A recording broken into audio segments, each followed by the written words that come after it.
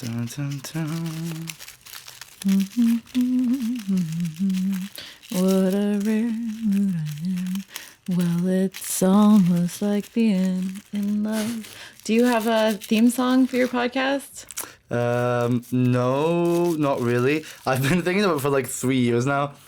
I've been like, this week I'm going to do a little, like, because also I kind of study that. Like, I could do something in like half a day. Like, just open Ableton and do something. And for 3 years I haven't. You could, you mean that you could make your own theme song? Yeah, easy peasy. Easy peasy. But I still haven't. It's, sometimes the ability to do something versus actually doing it, it's not quite the same. Mm-hmm. Actually doing something is such a pain in the ass. Oh yeah, it's the shit. Like whenever people actually do something, I'm like, fucking you go, girl. That's so great of you. Right, like you mean you did something besides lie on your back all day watching Netflix and eating Doritos? Oh yeah, whenever I see people like entering the supermarket, I'm like, decision. She made a decision. Right. Fuck yes. Welcome back everybody to the Lazy Eye Podcast. It's been almost, I want to say like a year since I last did like a proper podcast like this, because I've been doing No Boundaries, which is music as well, but I haven't done like a Lazy Eye podcast.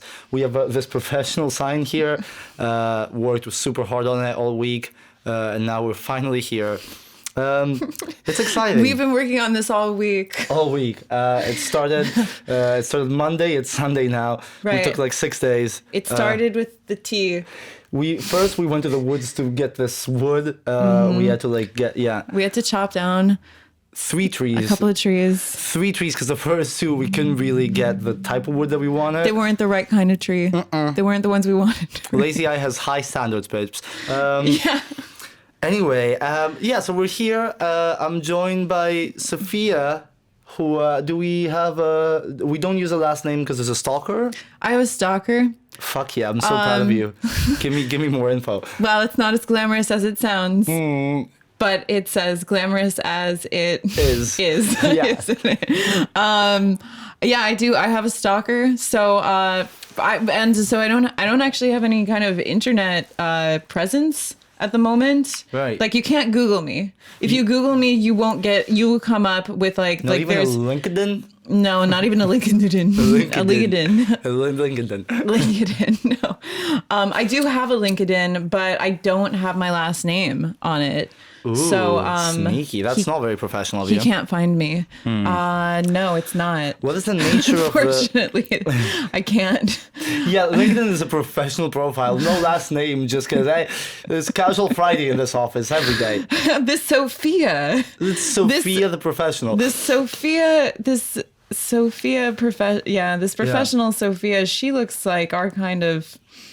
It's weird that like, if you have a stalker or if you are like a sexual offender, you're kind of taking the same route of like, I cannot have my name on anything, like I have to hide from the society. It's weird that on both sides it's kind of the same technique. That's true. I guess that's true. When you're a sexual offender, what you don't want is for people, like, because when you're a sexual offender, if people can Google you, they're gonna find out all the stuff you did with your penis. Right. And then if... all the cool stuff, all the slick stuff that you've been doing with your penis lately. You slick Rick. And if you are a woman who is being stalked, then you don't want that kind of guy to find you and try to do more stuff with his penis. Yeah, it is. I mean, it's such a bummer. I'm trying to figure out, because the thing is, it never really mattered because I also don't like having an internet presence. Yeah, I think it's really doesn't feel like your thing. It's really weird to me, honestly, unless you're.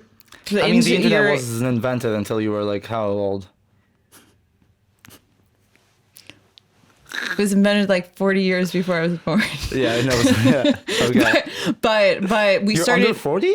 But we started using... Even if I was like 60, it still Yeah, would I'm have just been trying to invented. be harsh with no mathematic accuracy. Yeah, and I'm gonna try to respond with no mental alacrity. Yeah. No, Either. more, I'm too. Yeah, I have no more mental alacrity to speak of. But no, the internet was like, we had internet by the time I was like 6. Wow. AOL, America Online, was AOL making times, its way yes. into people's homes by the time I was about maybe 7. Nice. Like, I was cognizant. I couldn't use it though. Yeah. I mean, that's fair. Also, Email was the shit. taking the world by storm. I mean, it's still hilarious to me. Like, I was the MSN generation of internet users. How old are you? 24. Jesus. How depressing is that for you, babes? You people. How depressing is it for you that I thought you were my age? No, it's actually a compliment. Let's turn it on its head. No, I actually enjoy that more than anything in life. You want to be mistaken for being in your early 30s? Yeah, because when I will be in my early 30s, people will mistake me for mid 20s. That's how I'm thinking about it. Is I want to go through my early and mid 20s where everyone thinks I'm in my 30s, and then when I'm in my 30s, everyone thinks I'm in my 20s. Everyone thinks you're in your 20s, for example. That's true. That's true. It is true. But when I was in my 20s, people thought that I was like a teenager. Yeah, but see, that's the worst. So I don't think so. I really liked that. In the United States, where you have to be 21 to even fart. Like, that's ridiculous to me. Like, the fact Excuse me, ma'am. Yeah. Did I hear a puff? Wait. Can I see some ID? Yeah, I see some ID. Driver's license, something. When did you get your driver's license? Not till I was 23. Wow, you're like an abbreviation to a... Is it abbreviation? No. Depends on how you... I'm an aberration. Aberration. An anomaly. I got there. If you will. You are. But that's because I'm from New York. Yeah, who drives in New York? You don't drive in New York, so it actually wasn't until I moved to Colorado, and I was told that I couldn't join my cult without a driver's license. When did you move to Colorado, and what happened? I mean, I feel like I'm really stealing focus now. From what? From you. No, this is... No, you were my guest at the podcast. We're going to talk about you. Oh, are we talking about me now? We are, yes. Okay. Well, I moved to Colorado when I was 20 to go to university there. Okay. And where? It's called the Jack Kerouac School of Disembodied Poetics. It's as pretentious as it sounds. What? There's a Jack Kerouac school? There's a Jack Kerouac school. And they called it of disembodied poets? Poetics. Excuse me. Yeah. That if you told me that when I was 15, I would probably kill myself. Because I was reading on the road and I thought that the only way to live is to get a bus to Denver and find an opium den and just do opium for 3 weeks. Oh, wow. This would have been your... This would have been your shit. Oh, 100%. Definitely your shit. Oh, yeah. I lived your dream. You really did. I remember because I destroyed my leg, did like 2 or 3 surgeries, and so I was kind of immobile for like a year. And I was reading on the road, which is just about traveling the entire fucking peninsula. And I was just I was aching. And all the, like, beatniks and the jazz and the opium. Do you want to hear more? So my school, yes, please. This might rock your world, shake you to the very core. I'm very curious to the sort of cunt that would enroll there. Besides you, just okay, the collection of cunts. Who were the others? Well, the school was founded by the Beat Poets. Of course, it was founded by Allen Ginsberg and William Burroughs and who was that guy who Jaffe Ryder was based on? Jack Kerouac was in love with him. Right, I don't remember his name. But anyway, one of the others, one of those guys, and Anne Waldman is a very not well-known beat poet, but she was one of the main founders. Because she was a woman. Because she was a woman. So, So anyway, so they founded the school, and they were all kind of like, I guess, homosexually in love with Jack Kerouac, who was their friend. Yeah. And I think he had died or already. I don't know when he died, but they built the school. It was supposed to be a school of experimental writing, and it's a very cool school. I mean, it sounds fantastic. Perfectly candid. Yeah, like for any sort of pretentious cunt that lives in the States, it sounds like just like fucking Disneyland for opium. Just everyone like in the introduction, like, yeah, I don't sleep for 3 days. I smoke a little weed and I write about the intricate crevices of life. Yeah. Yeah. That's pretty much that's the Oh my whole, God. that's the motto. That's the philosophy. Sounds so lovely. Yeah. So that's why I went to Colorado. But the thing is that, Is that like in Denver or? it's in Boulder, which is like 45 minutes from Denver. And it's like, it's at the foot of the Rockies. Yeah. So Denver's just kind of in no man's land. Like Yeah. it's all flat there for miles. But then if you go north to Isn't Boulder, Denver higher though? no, No? Okay. no, sir. No, Boulder's at, well, this won't mean anything to anyone in this room or out there probably, but it's 5,500 feet. So it's we talk in feet. 5,500 feet. So it's 5,500 feet. Okay, that's less than 1,000 meters elevation then. Yeah. It's almost 1,000. Yes. Because isn't... No, wait. 6 feet is 180, I want to say. 6 feet is 180 Yeah. something. I think that's true. So then... it's almost... I agree. So it's around like 1,600. That's pretty high. It's really high. Yeah. It's really pretty high. Okay, it's pretty high. It's just pretty high. But Yeah. it's it's not the highest place, Yeah, it's not the highest place. but it's high. Yeah. Like most of the students that enrolled Yeah, at the Jack Kerouac School of, what is it? Just disembodied poetics. Poetics. It's so disgusting. I learned everything that I know there. Oh my God. So good. And as you said that you broke your leg for 2 years. What? How did you? What? You broke your leg for 2 years? I was a skater boy. He was a skater boy. He was a skater boy. So See you later, boy. yeah, I was dabbling with being a cool skater boy for some years in my early teens, and then I just broke my leg in half. Went to the hospital, did a bunch of surgeries, read on the road, started smoking and drinking instead of doing sports, and yeah, it's been nice. Do you think that if you hadn't broke your leg, you would have been the kind of person who does sports? Yeah, I actually was kind of sporty as a kid. Wait, let me just check on the recording. So yeah, sports. Yeah, no, I played. Sports.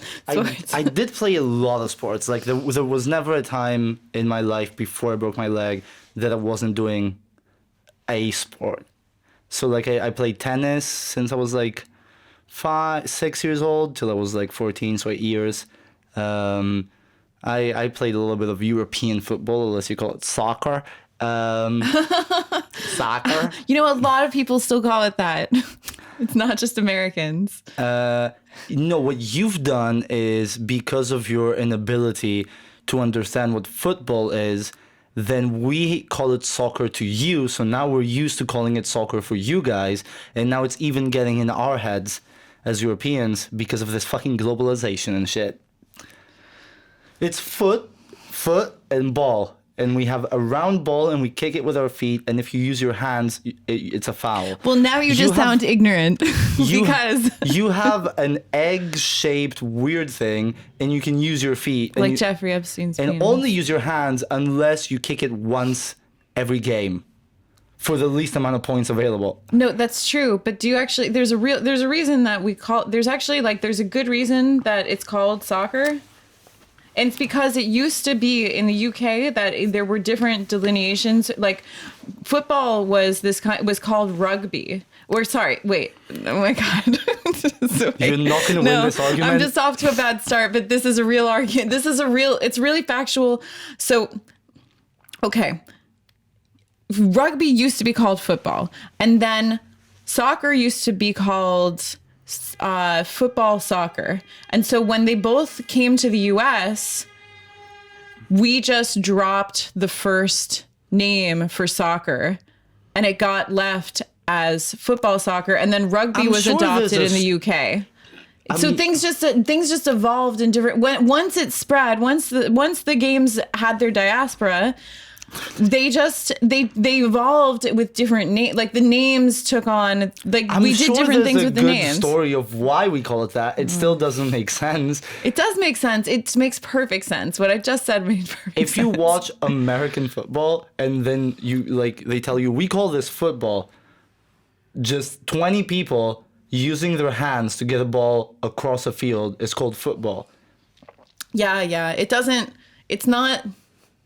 That one, we should call that one soccer. Yeah. That should be called football. Yeah. Should be called soccer. Yes. And then soccer should be called football. Thank you. But the way that it happened is like it's very not our fault. It's England's fault. Yeah, but it's as if it's the equivalent of calling handball football. Everyone's always mad at us. Yeah, we are. I don't think we're actually mad. I just think it's very satisfying when you're wrong. Me? No, wait, Americans are wrong. Oh, but we're not. Yeah, you're always wrong. No, but the thing is that it's complicated and you guys just see it in black and white because it's so fun for you to look down your noses at us. Of course. So seeing it in black and white terms is far more enjoyable than understanding the complexity but you're calling of what makes something look wrong when it actually is maybe not wrong, but complicated. Yeah, but do you think that it's weird that the only people Americans agree with is Americans? What do you mean? I mean, you only agree as a nation with your own nation. You don't agree with anyone else. And also about what? About when you should call soccer? Or about every argument. I don't know. But also the fact that when someone wins the United States championship, you call them a world champion is a level of like ignorance that I just adore. Which championship? Everyone. NBA. You mean like, all these games that don't get played in any other countries? Like the World Series? No, basketball gets played in every country. You still call them world champions. But you mean these, sorry, not games, but like these when the contests happen, but they don't include other countries, and they're just they're just within the United States, and we call it world champions. Yeah. Yeah, that's you don't play anyone else, but still you're like, we're probably if this is the best team in America, then it's the best team in the world. That's true. I love that sort of by association. There's no way those fucking short motherfuckers there can beat us at this. We have way too many black dudes for that, so we win every time. So we don't even have to play anyone else. That's true. That's a good point. But also, I think that that's kind of a decent assumption. It is. It's not a terrible. It's not like it's probably true. It's probably true. It is probably true. It is probably true. So why not just fully own that assumption? Yeah, save the time, save the mileage to get to other places, and save just keep it local. Yeah. And we all agree. Come on. Yeah. Lovely that we also went to sports. Yeah, right. So you're an athlete. You were a natural-born killer. Natural-born killer, bitch. So you should see me running. There goes that man.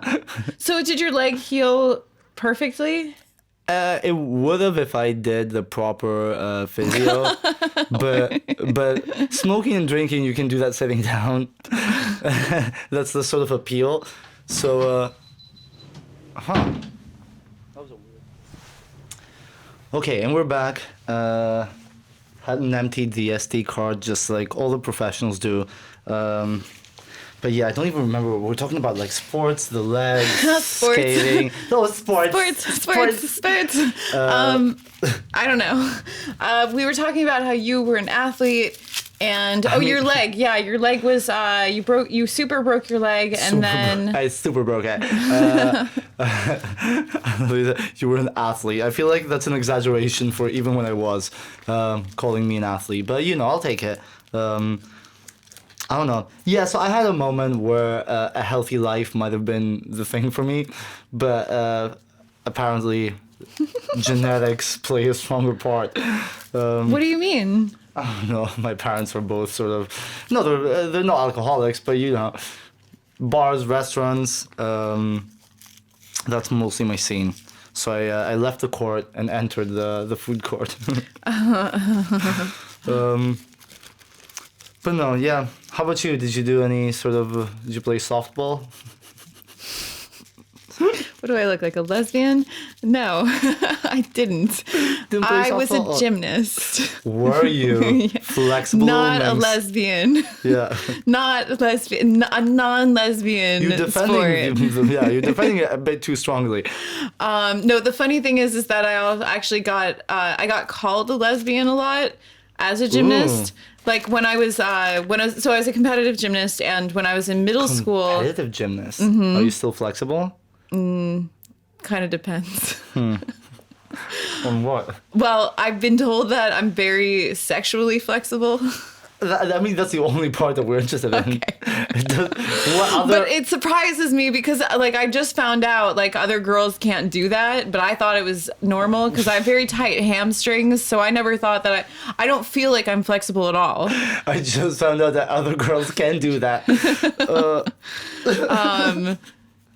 Some What other time? Because you're like, I'm sexually flexible. What aren't you flexible? Like socially flexible? Like what's the trade-off? I guess that would be kind of like I'm very flexible when it comes to making collective decisions and compromise. I'm sexually flexible, not relationship flexible. Kind of a pushover. But so when There's some flexibility in that. yeah, exactly, right. I'm a pushover, but my back bends beautifully when I get pushed over. Yeah. So I did find out from this guy I told you I was having sex with, the one who didn't know he liked being choked. He told me that he was like, I love how your legs just bend, they just bend in any direction. I was just like, yeah, of course, everybody's legs do that. And he was like, no, they don't. By the way, Sofia, before we started the podcast, was like, choking hasn't made it to the US yet. Which is one of my favorite phrases. Like there's a trade embargo on choking. On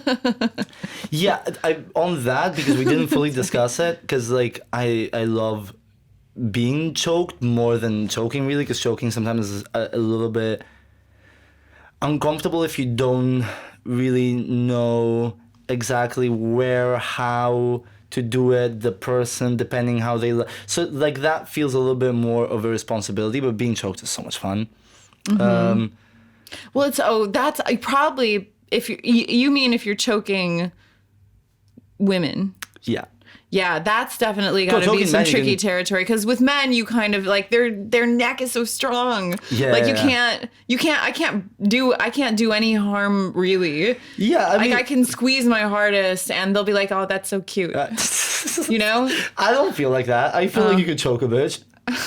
Maybe with both hands. Yeah, I'm not saying try, but Yeah, maybe if I'm really trying, yeah. I don't know, I don't. There's certain things that I really love sexually, but because most people do it bad, I'm a little bit wary of them. Like what? Like choking, because it's just every dude assumes oh, dude, yeah, you should choke her. Chicks fucking love being choked, and they're like that might be true, but I don't like the way that you're going about it. You know what I mean? Yeah. So sometimes dudes do choke me too hard, and if I do wonder. I'm like, I don't think I kind of wonder if there's some kind of secret hatred inside of it. It's suspicious when you hook up with a guy for the first time and his instinct is, oh, let me choke this bitch. You're like, where is this coming from exactly? Is this from a sexual place? Is this from a... I don't know. I don't know. I think so. Okay, the very first time I was ever choked was in college in America, Progressive. and the guy Was when it the a guy Jack did Kerouac it, college? it was. And when the guy started choking me, I didn't know what was going on because no one had ever done that to me before, and I'd never even heard of it. So I was just like, Never even heard of it. I was scared. It scared me. I thought he was trying to kill. I was like, what are you doing? I thought I was Oh, that's attacking me almost. Like I didn't know what was going on. And he was like, I thought you'd like that. And I was like, oh, no, I really don't like being choked because I didn't know it was even a sexual thing. I Yeah. just thought it was some crazy thing that he came up with that he just wanted to do to me. A pioneer in his own way in the Jack Yeah. Kerouac school. And then when I moved to Berlin, it was just always on the menu. And literally every single guy I slept with, I only slept with 3. So, I mean, Wow, that's- I like to sound like I'm a big whore, but I wasn't really. Yeah, that's a small buffet. It's a pretty small buffet. Yeah, there weren't that many dicks left in the, on the on the hot table. But That was a bit I of a don't know. collapse there. I tried. Yeah. Go down swinging. Yeah. So anyway, so every guy that I had sex with, that was a go-to move. And so I just, because I knew, because I like from then I was just like, oh, right, that's that thing that happened. That's that thing that guy tried in college. And then I got into it because also the first guy who did it to me was so good at it. Yeah. He didn't do it in a scary way at all. He didn't do it to the point where it was like I was right on the edge of dying, Jesus Christ. And so it was really hot. And I was Yeah. like, oh, I love that. He also gave me a little slap, but not a mean one, not a hard one, not Yeah. one where it's like you really regret telling the guy that you like that after because he took it way too far. Like he Yeah. took liberties. And so, so then I was like, I'm into this. I like this a lot. And then Yeah. after that, every single guy I've done it with. And so that they assume it doesn't make me freaked out, but sometimes they apply way too much pressure. And That's I scary. just feel like there's some kind of like, I do think it's a red flag. I think it's a little bit of mommy issues when that happens. Mommy issues. It definitely is Right, mommy they issues. want to snuff. Yeah, like I- they see your mom in their mom in your eyes. Yes, for a while they're second fucking there. you, and they're just trying to snuff her out. Yeah, for every time that they had to like eat dinner for breakfast, I think it's that. But that's the best. Dinner for breakfast. No, I think when you haven't finished your dinner, then you have to have it for breakfast. It's sort of like the shaming you for not being man enough to finish your dinner. Oh, Jesus Christ. Yeah. I have, like that's, and then you just want to Yeah. like, and then you hold her head under water. The fantasies about holding her head underwater Yeah. until she's just, Yeah, stops resisting. Stops resisting, right? Just goes limp. Yeah, I think that might be it. That's something they're acting Or it out. might be a too loving mommy. Yes. It could be the opposite. Like, mommy showers you with so much love that you have to get out anger and violence somewhere because you haven't been allowed to do it in your childhood. Right. You never got to like really rebel against her because Yeah. she just always Too folded. understanding. She was like, Of here, course. yeah, let me give you a little cake. Oh, the now. principal is not right. You're an angel. It's Yeah, okay. yeah, let me fatten you up. Yeah. You need to be, you know what? You're such a good little, like, even though you hate mommy, mommy loves you. Yeah. And now I'm going to go buy you you need, Yeah, you might be dissecting dead animals, but mommy loves you the same. right. Yeah. I don't know what it's like to be a parent, but like, I don't know how you can keep loving your child when they're a monster. I mean, I guess I can understand loving them, but how can you be permissive? Because some parents are like, well, that's what love is. Love lets Yeah. the person they love do whatever they want.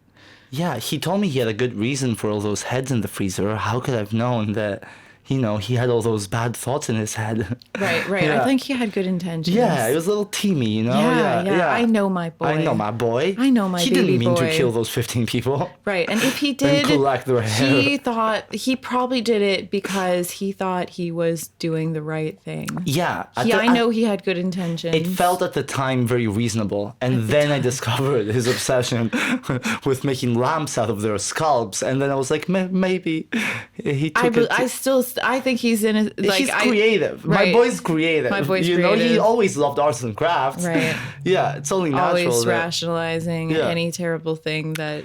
Listen, he killed them, and we both admitted it was a mistake. But then he managed to make something out of their dead bodies. I find that very creative Right. and He used the endearing. whole animal. Yeah. That's very Yeah. ethical. Yeah, I don't know. I would stop, like, I feel like I could stop loving my child after, like, one tiny little incident. And it could be One like, misstep. yeah, and it could even just be like, I don't know, something they said at the playground. I'm like, I don't love this kid anymore. Yeah. What a fucking pussy. Yeah, what if I Right. Yeah. I don't love you anymore. Right. You would It be the stops opposite here. kind of We had parent. a good 2-year run, but you know, Right. We had a good 2 years. good 2 years. Didn't make it to the Kita, but you know, hey, it's more than a lot of people get. The first 2 years are the most important. I gave them to, you know, I Yeah. gave you a good 2 Yeah, years. but now and, it stops here. It Stops stops here. right now. Right. What did you think? This was a never-ending gravy train? But yeah, look, unconditional love forever. I have a career. I have friends. Yeah, I've got a life. Yeah. I've got a life, kid. I need to get back to me. I need to get back to doing me. I can see that. So Are you, anyway, choking. Oh, well, choking. Were you gonna? Oh, I mean, we're between choking and having kids. It's a good place to be. Yeah. Yeah, I would say it's just like that. I have that insecurity, which I think is a good insecurity to have, is that I never assume that I can do something with someone until I know, which might take a little bit of the spontaneity out, which is spontaneity is always hot, but I'd rather be always a good boy practicing safe sexual practices with people emotionally and physically, rather than just, I mean, I'm not saying that in the hots of the moment things happen, and there's a lot of people you can actually, with an accuracy of like in the 90% sort of actually be very spontaneous and take more steps in and out of that zone. But then there's people that are just, you have no idea. Like there's people that are just question marks in that, and they're not very communicative about any of that. So then I just become a good Boy Scout. I'm always prepared, but I always, I know camp is there. And I then pitch my tent here. Yeah, here's super interesting, but it's a bit of a hike, and we're gonna check the ground first. Yeah, I don't know, but I think it's just because like only having like femme and queer friends, all you hear is horror stories. So then it's like you don't want to be part of the horror stories ever, which is a good place to be, I guess.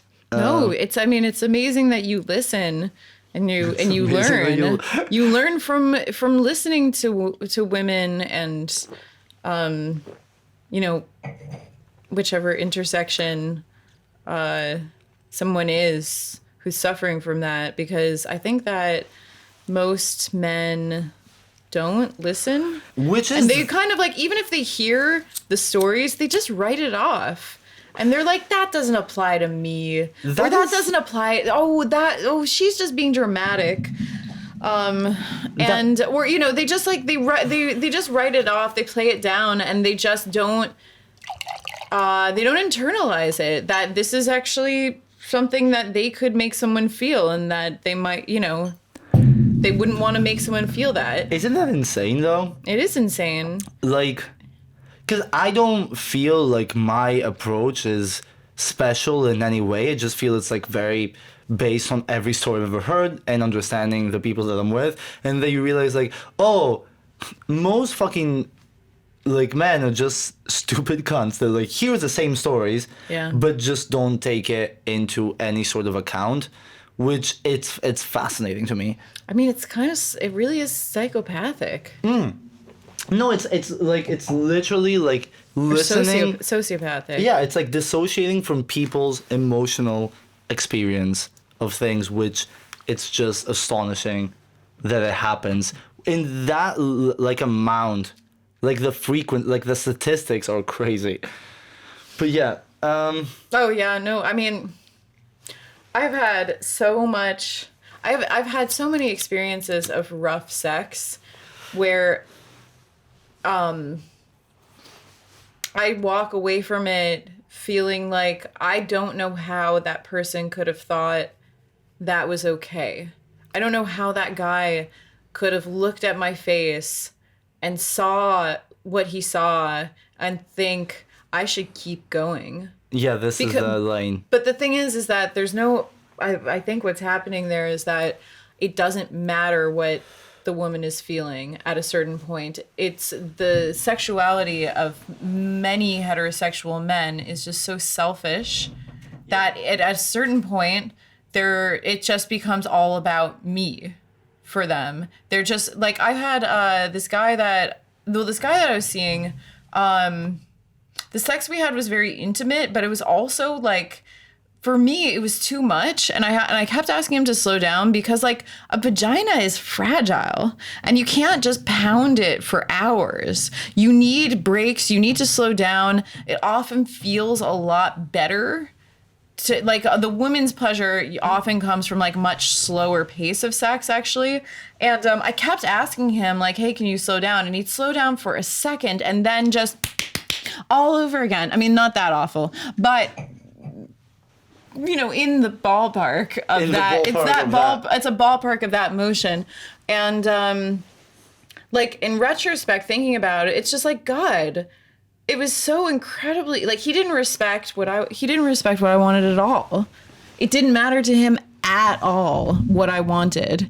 And you know, for younger women, for the most part, they don't younger women may not even have had an orgasm yet. So, and you know, they're really much, they're more submissive, and they, you know, they're really, I think young women are very, very confused about how to stand up for themselves in any kind of sexual scenario. So the guys take the lead and they're very dominant, and the younger women don't know what to do.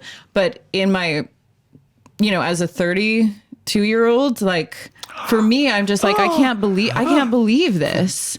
I cannot believe that I'm sleeping with someone who would have the fucking inhumanity to fundamentally believe that his pleasure was the priority. Yeah, it's like, I can't fucking believe it. It is mind-boggling. Also thinking of, like, because here's the thing, like, a lot of it, I think also just a lot of men get away with it out of, like, a lot of my friends have had those experiences and they're almost kind of fine with it because they're like, okay, I don't like this guy, he's a fucking idiot.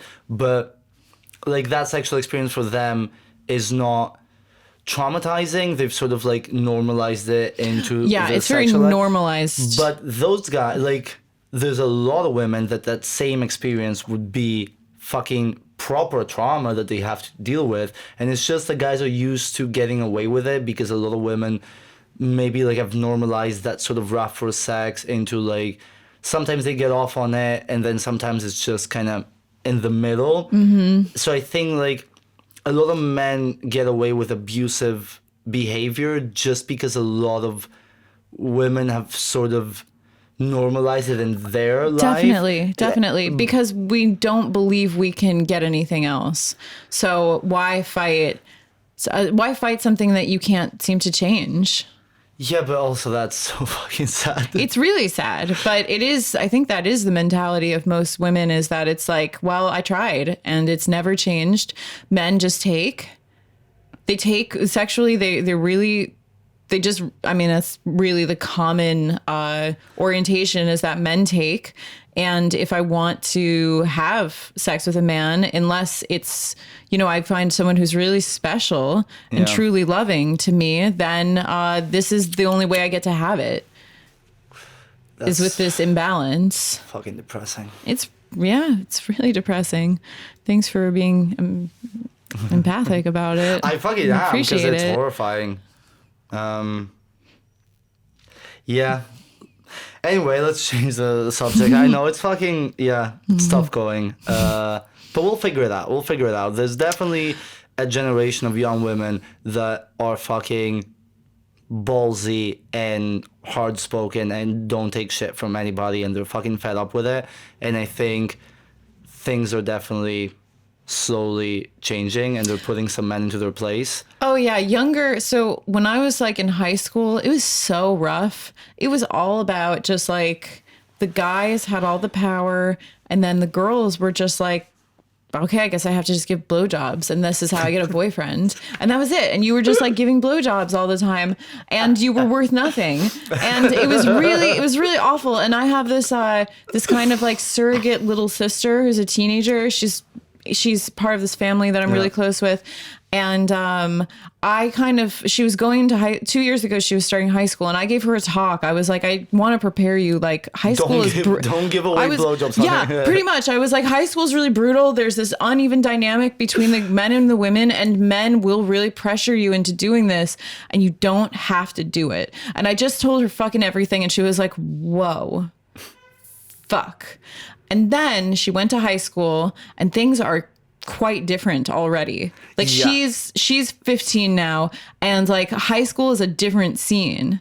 Oh, and like, yes. I don't think there's any comparison to like 90s.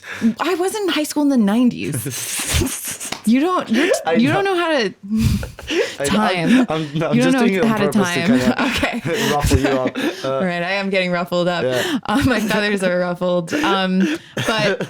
But it is like the younger generation, like luckily a lot of the stuff that we did, which is now kind of like having like, there's a backlash from Me Too and Time's Up and all these different movements, which are like, there's some kind of, now it's kind of gone to the other end of the extreme, and it's not great, some of the effects, but some of them are really good in the sense that like younger women don't know already that they don't have to take shit.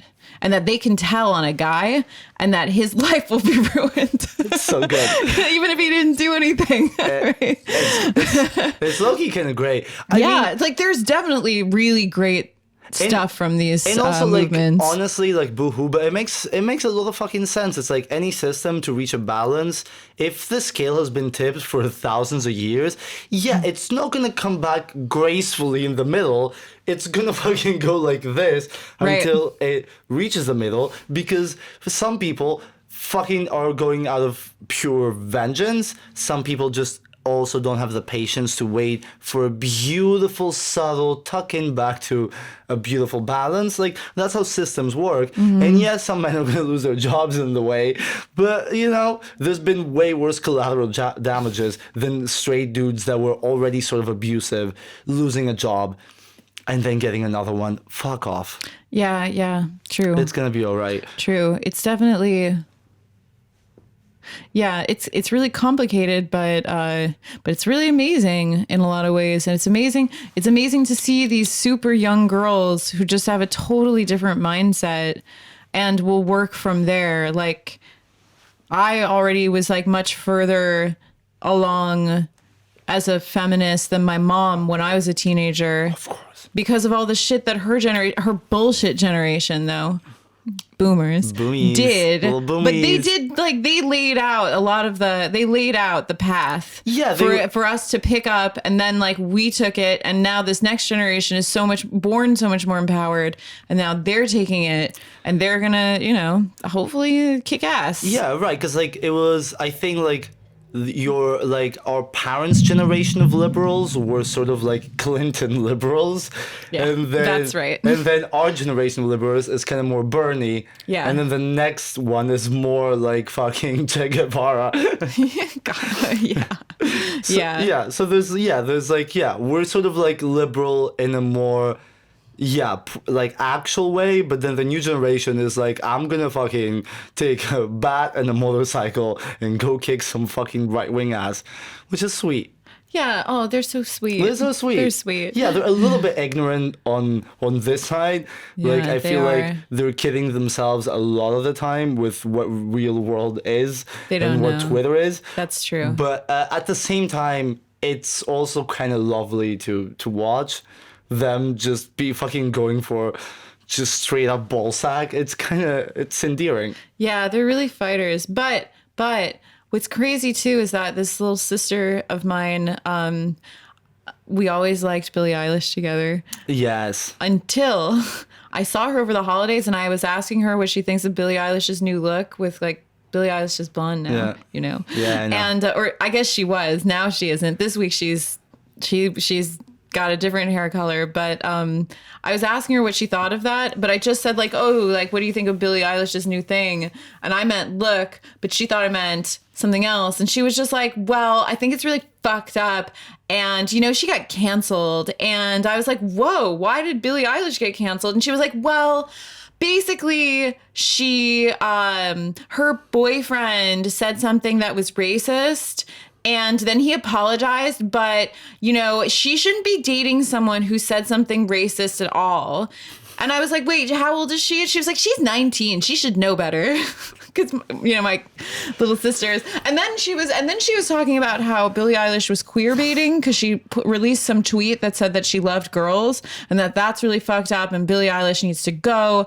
And I mean, that just makes me, it really breaks my heart because I think Billie Eilish is, first of all, icon. She's an icon. She's amazing. She's on the right side of everything. Yes. And she's also now, I mean, I think a month ago she was 19. Now she's only 20. And like this poor thing, like she's doing so well. And she's the only teen like sensation that actually made it with wonderful art and a great personality. Yeah, exactly. Right? Like, she's really an artist. Most like teen sensations are just like, let's sexualize this 15-year-old.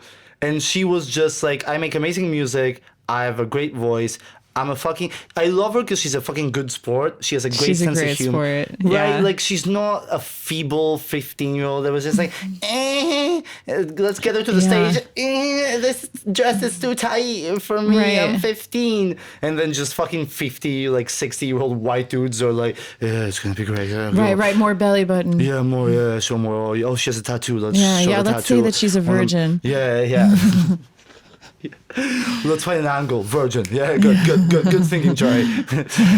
Yeah. So it's like, so I adore her. That's why I hate this new generation, is that like, if queer bathing is cancelable, like, Jesus fucking Christ. I don't know, this sort of screening of everyone's life right now is a little bit terrifying. And to be fair, this young generation of activism and great political involvement is the most feeble and weak sort of spirited, like, people I've ever seen try to actually change. Because when you try to change the world, the idea is you need to have a very thick skin and a lot of patience and resilience. And there's sort of like the kid at McDonald's that didn't get fries in 2 minutes and now is crying. Right. I mean, in a way, they're all Karens. They're very Karen. They're such Karens. Profoundly Karen. Yeah. Because they're the generation that if things aren't perfect, then, you know, they're always looking to cancel someone, which is it's really sad. It's a weird instinct to have as well. It's a weird instinct. It's also like, I think the thing with Billie Eilish is that, like, how could teenagers turn their back on Billie Eilish so fast? And also, like, she didn't do the thing. Like, her boyfriend had the racist tweet, and then he apologized immediately. And they're both 19. Dude, it's like, oh my God. What I was saying when I was a teenager, holy fuck, I'm so glad that Imagine screening the relationships you had from...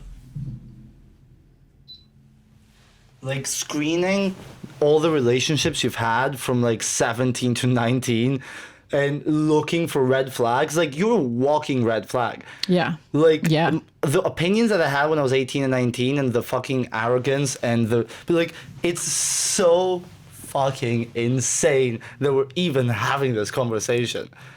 I don't know, and it's this that we can't forgive teenagers is really something. Teenagers dating a weirdo when you're not, like, fucking Jesus. I mean, look at the whole like Kim Kanye, P, whatever. They're grown-ups. They're supposedly, you know? Yeah. Like, look at what a mess they've done and they're grown-ups. Like, being 19 and dating a dude that maybe has a bit of a racist thing. And like, yeah, dude, like, maybe he's just tall, lanky, and has a big dick, and you're 19 and you're very enthusiastic about Right. the cool And probably guy. it's difficult to find anyone who will date you when you're Fucking Billie teen Eilish. pop when you're fucking Billie Yeah, Eilish, you and can't date probably fucking every Jimmy. man is terrified of you Yeah. and intimidated.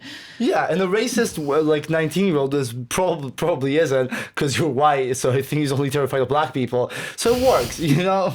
It works. Yeah, it's I don't know. I love Billie Eilish. I love her too. I think she's doing a really great job. And also, to be fair, like, there's a lot of generations of, like, I don't know, leftists that were trying to save the forest or shut down a factory that was polluting the area. And now we're only focusing on, like, fucking Hollywood and singers and comedians. Like, are we talking about real political activism, or do you just want to change how MTV looks now? Like, Yeah.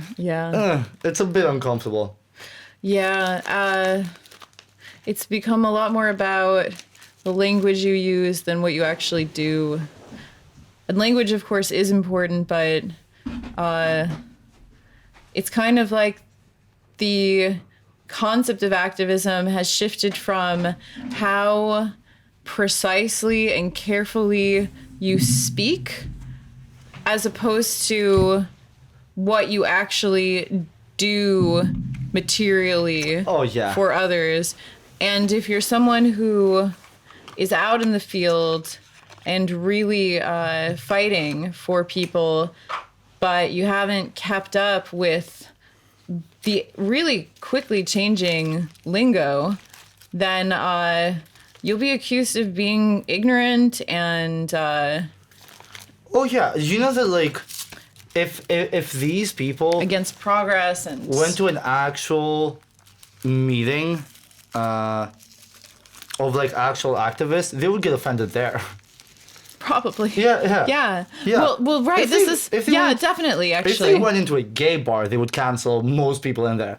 If yeah. you, like, Oh well, the gays are the gays the are cheekiest. spicy. They're the gays cheekiest of are all. the spiciest. The worst jokes about, like, rape and just assault that I've ever heard are from gay men. Yeah, They don't give a fuck. I know. That's why I love gay men. Yeah, of course. They're That's the best best thing about it. Oh, yeah. That's the best thing about y'all.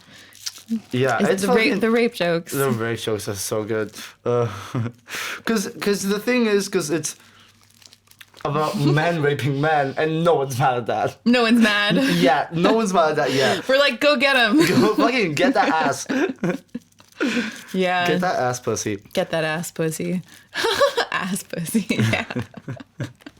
An asshole is just a pussy that like a really tight clenched Really, pussy. yeah. It's a determined pussy. A really determined pussy. That's Yeah. very.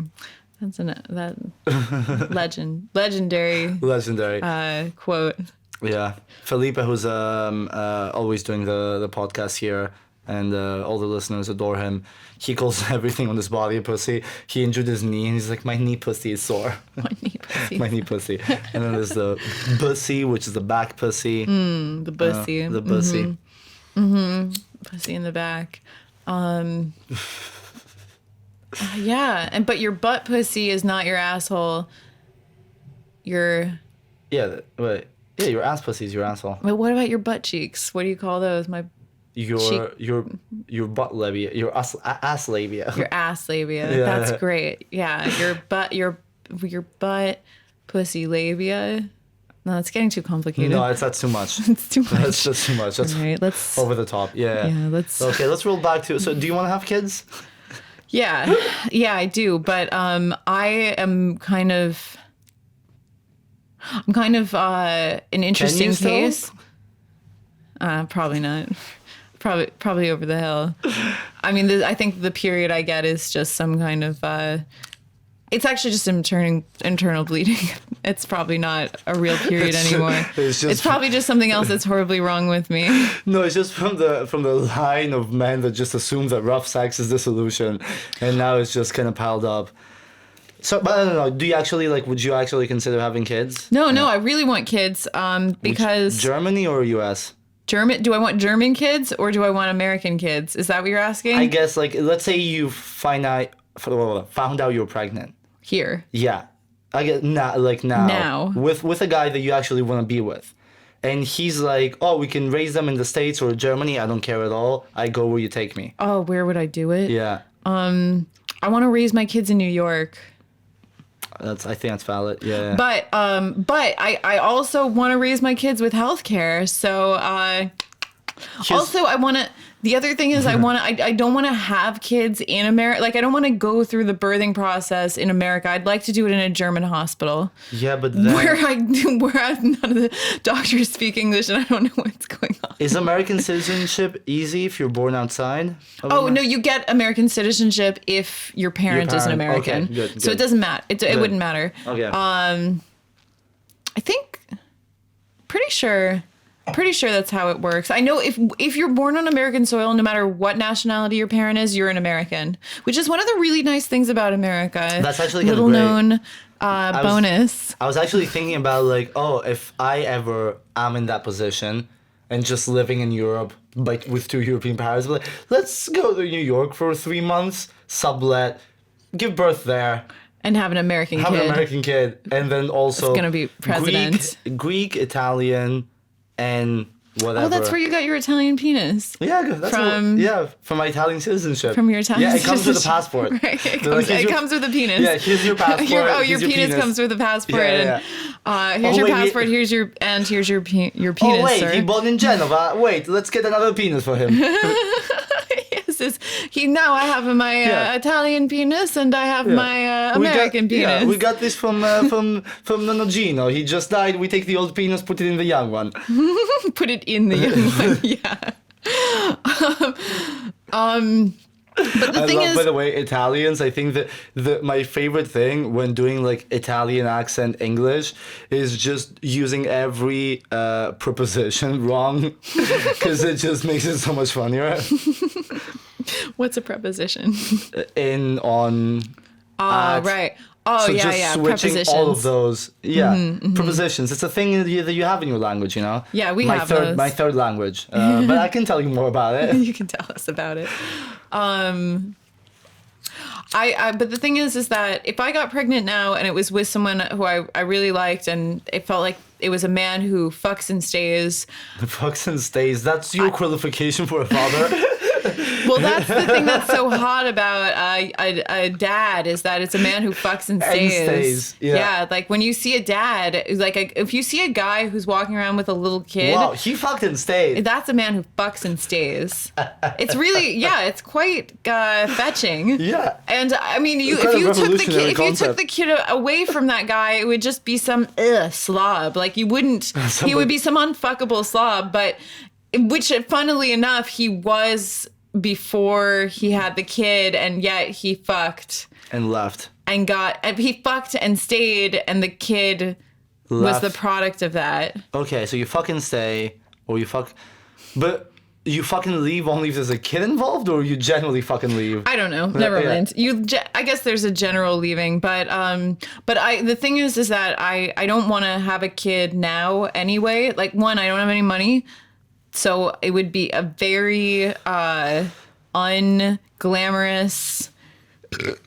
child rearing. It would be a rather wretched child rearing, I think. And then the other thing is that I don't want to have a kid until I'm in my late 30s. Like I want to use my last eggs because I've got a lot more I need to do. I just have a lot more I need to do. Makes sense. And I really believe almost in, I think it's almost weird when women have, I mean, no hating on the women who choose this, but my mom had me late, which is why I'm retarded. Yeah. And makes sense. That's why I'm pretty retarded. But she had me when she was 39. Yeah. And so I kind of my whole concept of motherhood is that it starts after you've had a really great satisfying career, and then you have kids when you've made a dent in your career, in like your field. And that's just my whole concept about it. So that's how I want to do it. That makes a little sense. I also would never consider having kids before my mid-30s, I think. But my mom, she was 24. My dad was 30. Oh, just like you. Yeah. Your dad was how old? My dad was 37. She got that young pussy. He got that young pussy, and she got that old Italian dick. old Italian dick. Yeah. That's where you got your old Italian dick from. That old man. Old man dick. But I don't know. There's something great about having a young mom, but at the same time, she managed to like do fucking a lot of shit whilst also having me. I think when you're young, it doesn't really disrupt your life. You just add it to your life. Whether when you're older, it just, now that's the thing you do. Whether my mom just had me, went on with her, like she was pregnant in Santorini, stayed the whole summer on the island, was just staying on the beach all day. She had me, she kept working, we would go together everywhere. She just had me with her. Like it doesn't become an obstacle, it's just a kid that you have with you. So you grow up in life. Whether older parents just stay home with the kid, and now for the next years, the only job is to make this kid be a human. And that I think also is a little bit, there's something a bit scary about that, like growing up with people over you in a house, and every activity is like an activity for the kid. We're gonna go to the park for the kid. We're gonna do that for, whether I was just gonna like, yeah, there's a music festival, let's get the baby on the shoulders. Let's get the baby. Yeah, and then someone get the baby. Yeah, I'm working, who's gonna come over and just look on him while he's sleeping? Like, it just became this thing of like, it's not a thing that stops whatever is happening in your life, which I also think is very valid. Right. I am gonna have to go in a few minutes because I'm going to Sunday Slips. But that's interesting. I wonder, did you guys have money? No. Or any support from your mom's family? Any support from the grandparents? I mean, there definitely was. Like, I don't know the logistics of it too much. At the time, my dad was actually making some good money on the restaurant before he found out that other people were bankrupting the business behind his back. And Did you say bankrupting? Yeah. I know. There's some words in English that I cannot pronounce. Do you want me to tell you? Bankrupt. Bankrupting, yeah. Yeah, bankrupting. I like bankrupting. Bankrupting. No. Bankrupting. Yeah. Bankrupt. Yeah? Yeah, that's right.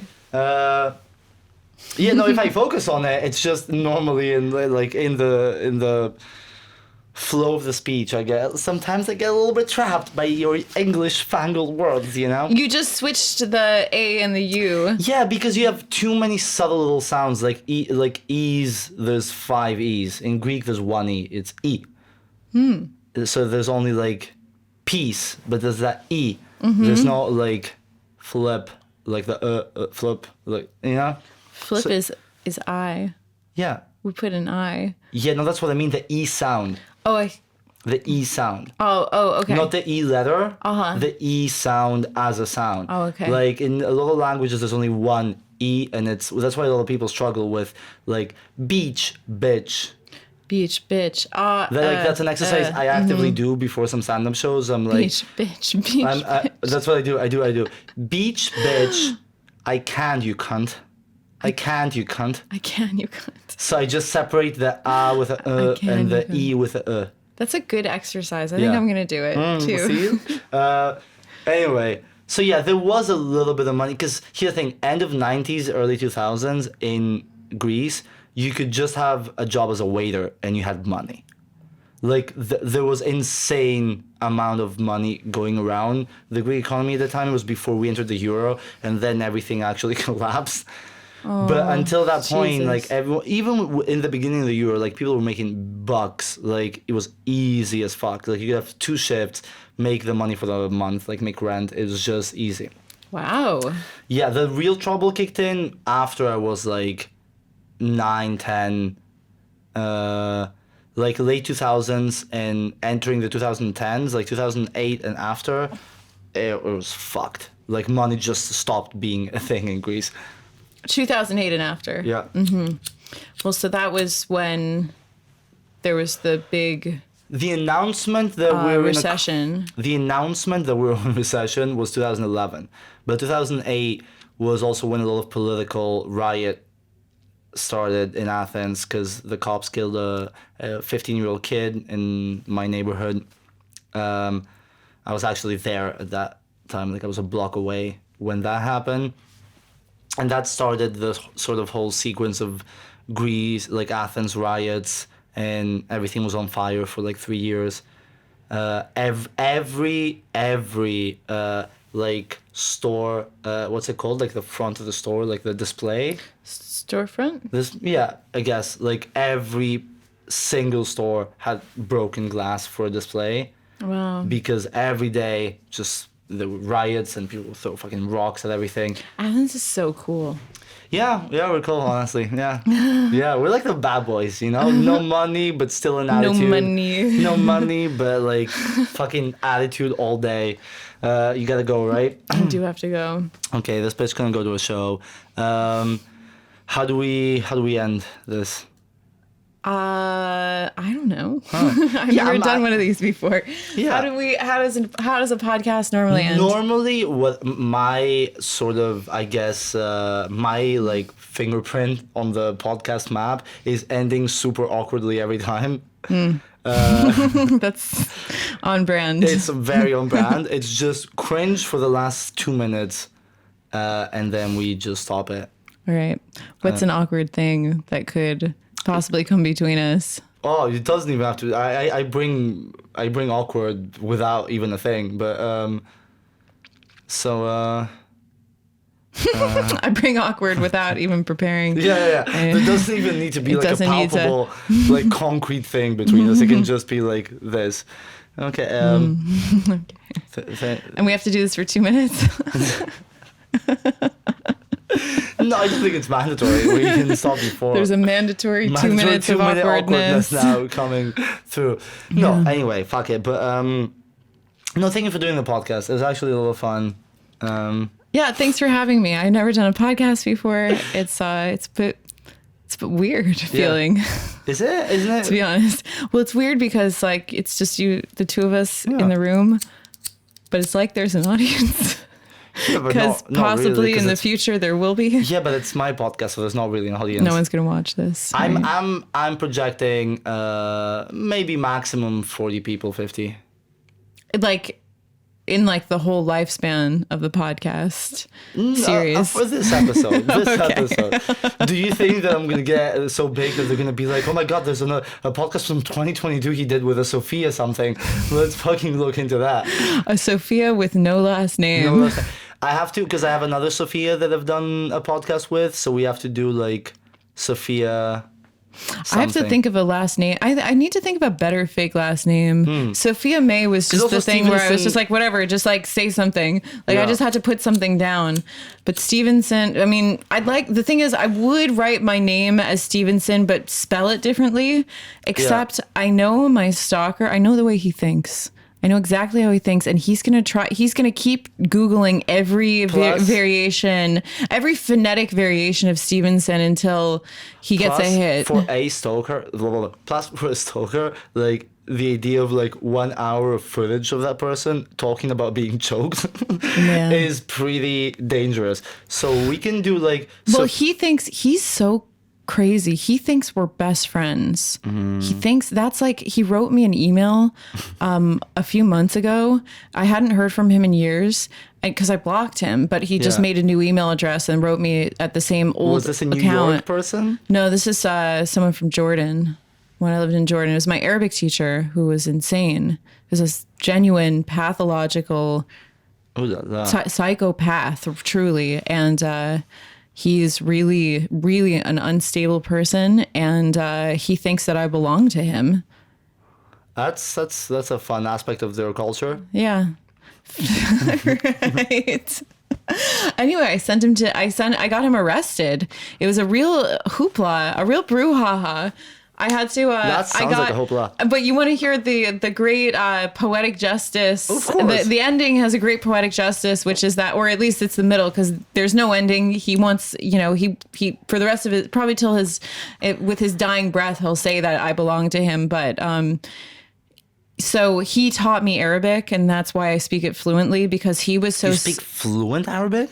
I don't speak mother tongue, but I speak fluent, which means that I Wow. can talk about anything and understand almost everything. That's hot. In the specific dialect. But the reason that I got so fluent is that he offered me unlimited time. Unlimited Arabic sessions for free. So I had him That is 8 hours a day, and he was just drilling me. I would open my mouth and he'd be like, wrong, and then I would have to start over. I'd get halfway through the sentence, I'd make a mistake, he'd say wrong, and then I'd have to start over. And so he drilled me super hard. So my Arabic Drilled you super hard, yeah. Yeah. My Arabic became flawless in, I'm sure there's a lot of issues with it still, but it Yeah, became but- fairly flawless. And then the irony is that when I had to call the police and get him arrested, I had to go to court and testify against him, and I had to do it in Arabic. So I testified against him in Arabic. He taught In the you Arabic how- he taught me. Oh my god, that's so good. Yeah. Oh my god, we're Pretty gonna end on sweet. that. Wow, that seems like a proper. Justice is That's a proper stalker. I thought it was just like, white girl stalker. Like, this guy Jim, he won't stop texting me. But Oh, no, it's proper. it's proper. It's official. I'm proud of you. Yeah. We've gone public. Yeah, it's a real story. Wow, exciting. We should have stayed on that a bit longer. But I Well, thought, anyway. Maybe another time. Yeah, we'll figure out a moniker for you for the podcast. Okay, go do Sunday slips. Go kill. Thank you. girl. Okay. So should I just walk off screen? Yeah, walk off. Yeah, this was fun. Back It here. was fun. Thanks at for having me. Really, thanks for having No, me. really, thank you for being here. It was fun doing another podcast. We have a couple people lined up. Now I'm just gonna get all the Berlin comedians and do fun podcasts with them. That sounds fun. Sounds fun, but you're always gonna be the first. I was your first. Yeah. Now you might have to. I'll always remember your first. I always remember my first. I don't remember my first. I won't remember my first podcast, but you'll remember mine. You'll remember it. How dare you? Both of us. How dare you? I'm gonna use the bathroom. Go use the bathroom, you bitch. Insulting me on your way out. Anyway, yeah, so that was fun. Second vlog should be already up, actually. I'm enjoying the shit out of that. I don't know, it's weird. I'm like starting to do like all the shit that I used to make fun of, content wise, but it's genuinely enjoyable. So fuck you, okay? I'm gonna keep doing that. So yeah, second vlog should be up. Some more stand up this time, less bombing, but I'm gonna try and capture it. If I bomb hard, it's coming. So yeah, I don't know, like, subscribe, follow, all that bullshit. And see ya in a week or two. Ciao.